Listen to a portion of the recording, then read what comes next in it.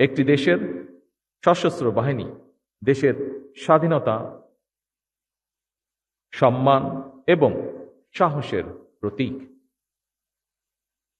বাংলাদেশের জন্মযুদ্ধে সেনাবাহিনীর ভূমিকা ছিল ঐতিহাসিক।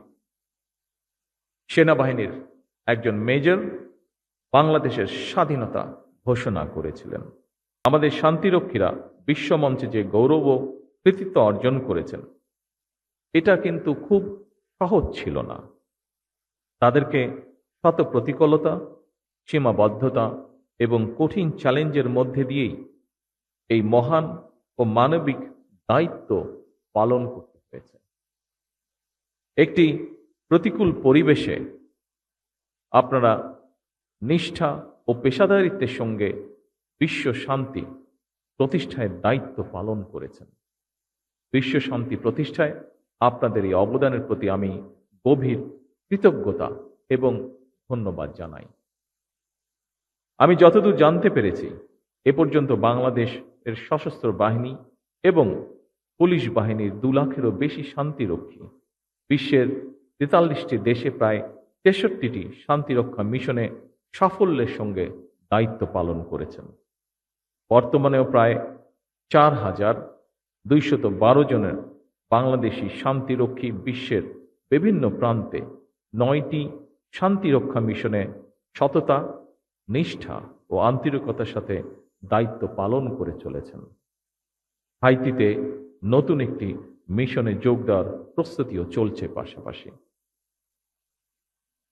জাতিসংঘ শান্তিরক্ষা বাহিনীতে পুরুষের পাশাপাশি বাংলাদেশ সশস্ত্র বাহিনী এবং পুলিশের প্রায় 11% নারী সদস্য সাহসের সঙ্গে যুদ্ধ বিধ্বস্ত এলাকায় শান্তি প্রতিষ্ঠায় সক্রিয়ভাবে দায়িত্ব পালন করছেন।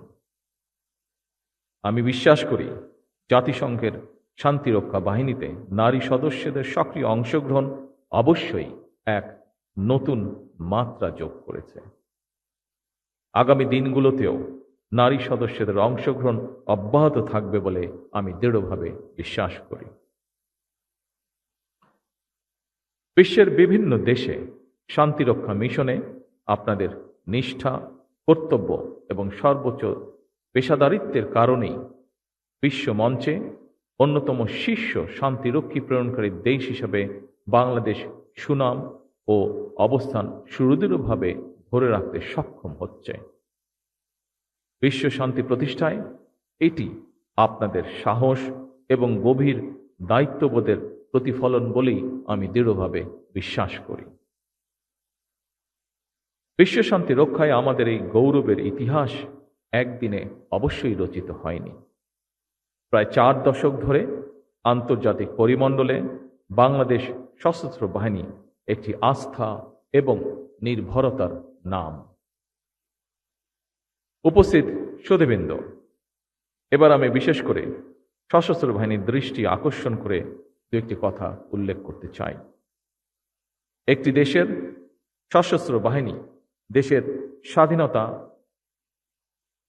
সম্মান এবং সাহসের প্রতীক। বাংলাদেশের জন্মযুদ্ধে সেনাবাহিনীর ভূমিকা ছিল ঐতিহাসিক। সেনাবাহিনীর একজন মেজর বাংলাদেশের স্বাধীনতা ঘোষণা করেছিলেন।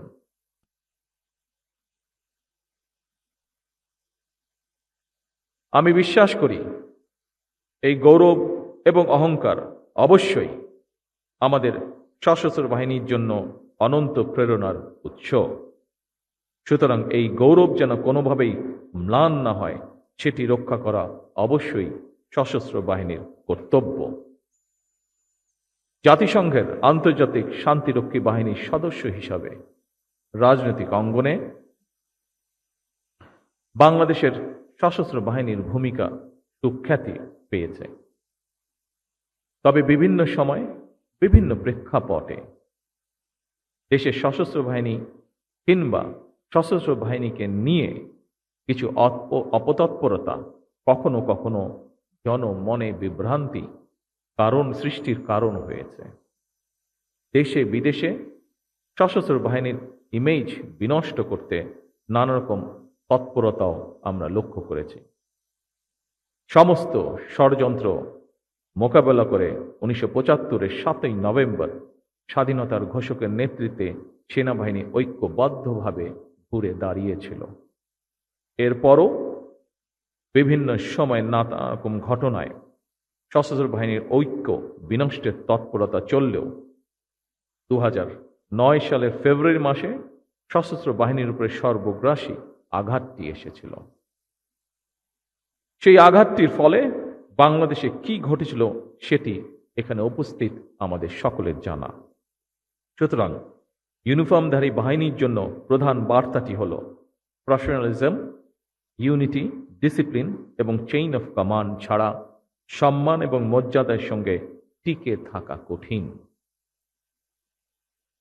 সুতরাং শুধু অতীত চর্চা নয়, বরং অতীত থেকে শিক্ষা নিয়ে ফ্যাসিবাদ মুক্ত বাংলাদেশে বর্তমানে প্রতিটি রাষ্ট্র এবং সাংবিধানিক প্রতিষ্ঠানের সামনে স্বমহিমায় নিজেদেরকে প্রতিষ্ঠিত করার সুযোগ সৃষ্টি হয়েছে। যারা সশস্ত্র বাহিনীর দায়িত্ব পালন করছেন অথবা সরকারি কিংবা প্রশাসনে, জনপ্রশাসনে বিভিন্ন জায়গায় দায়িত্ব পালন করছেন, আমরা সবাই বাংলাদেশের নাগরিক। এই দেশটা আমাদের সবার। আমরা দেশে কিংবা বিদেশে যেখানেই যে দায়িত্বই পালন করি না কেন, সেই দায়িত্বটি যথাযথভাবে পালন করাই হোক আজকে এই দিনে আমাদের অঙ্গীকার।